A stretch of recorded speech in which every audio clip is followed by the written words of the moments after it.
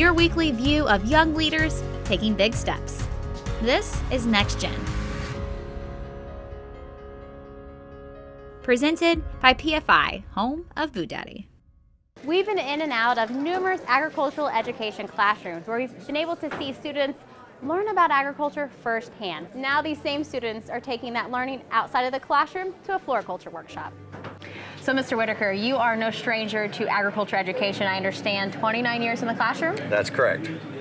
Take me through what's kind of got you through those 29 years and motivated you to kind of teach this hands-on agricultural learning year after year.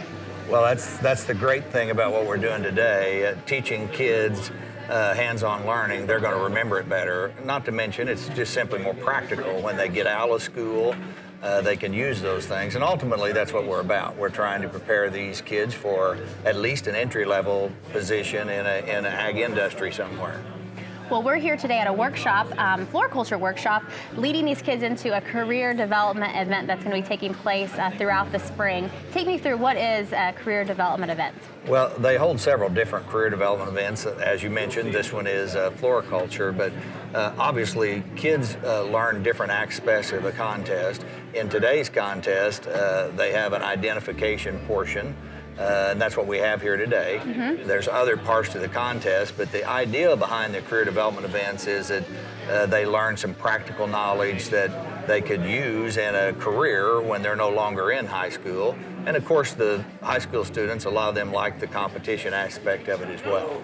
So today, students are learning the ID aspect of the contest. There's 131 flowers on that ID, but that's just a portion of it. I understand there's disorders. That's correct. Tool ID, and then a written test. So let's jump back to disorders. What is that, and how does that apply to the contest and to real life? Well, the disorders portion, the thing the student has to do is they have to identify which classification the disorder is.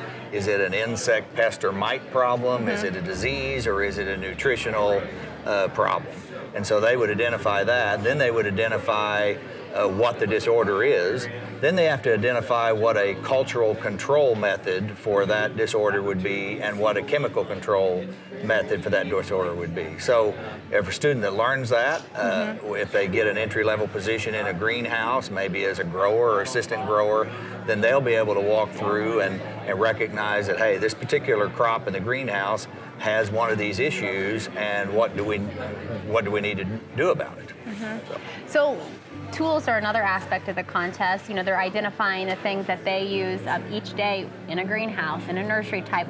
Take me through what some of those might look like. Well, there's both tools that would be used in the greenhouse industry and then tools that would be used if they worked in a retail flower shop. Okay. For the greenhouse part, there's different soil amendments that we might add to the soil to get it to drain better or hold more water, whatever we're looking for. Different types of containers that greenhouse businesses use. Mm-hmm. And then on the floriculture side, there's some tools that they might use in a flower shop as far as the different types of holding devices, different tools that they would use. And the idea behind that is again, so that when they get out of school, they know how to use these things in the real world in a real job. Well, let's pretend that I'm one of your students. Take me around and let's look at some of these plants that are on the ID, and what characteristics are you wanting your kids to remember so that on contest day they can know and ID them? Okay. We'll just start right here. Okay. This is a pansy, and it is an annual bedding plant, so I would want my students to know that this is likely going to be planted in a flower bed and has a life cycle of 1 year. The bloom obviously can be all kinds of different colors, but they should be able to look at this after they've been in horticulture and determine that this is a dicot plant, and so that's one way they can sort off plants. Well, this is a possibility because these are all the plants that are dicots and these are all the plants that are monocots.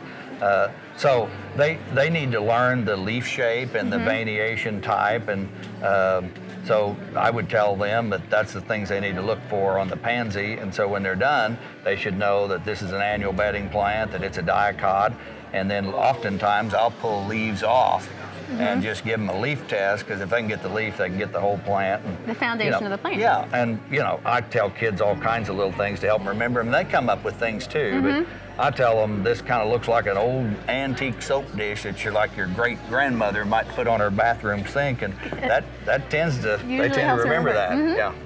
What do we got next?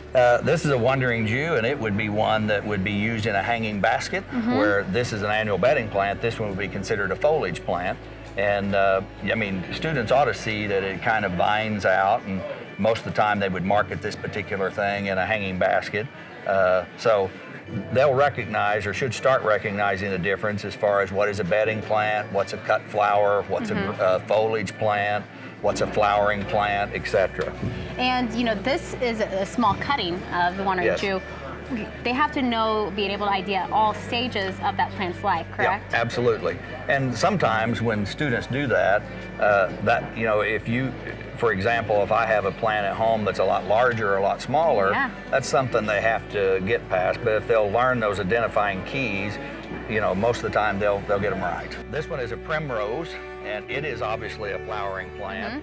And obviously the blooms can be a different color, and they can also be, different inflorescent type than what this one has. But this one, I tell mine, it looks like rutabaga lettuce, and most of the time, they'll get that. And again, this would be one that they would need to know that I'm going to see this in a potting media. It's not going to be in a vase, because it's not something that should be used as a cut flower in an arrangement. What are some of the most unique or unusual plants that students will see on this ID? Well, they're almost all totally different. The challenge for a student is just to remember the identifying characteristics, and then in their brain match that up with the right name. There's some of them that they have everything from a succulent to cut flowers to bedding plants to perennials. So there's a large diversity of different types of plants. So. Now, are these all plants that they would find throughout the state of Missouri? Yeah, I mean, some of them are obviously house plants, some of them are bedding plants, but a lot of them you probably see right here today at the Lawn and Garden Show. But there's an African violet in one of these tables, which is the most popular house plant in America. So a lot of people know what they are, because they set them in their windowsill. They're low light intensity and they bloom year round. So yeah, these are common, and that's why they're on our floriculture list for students to learn.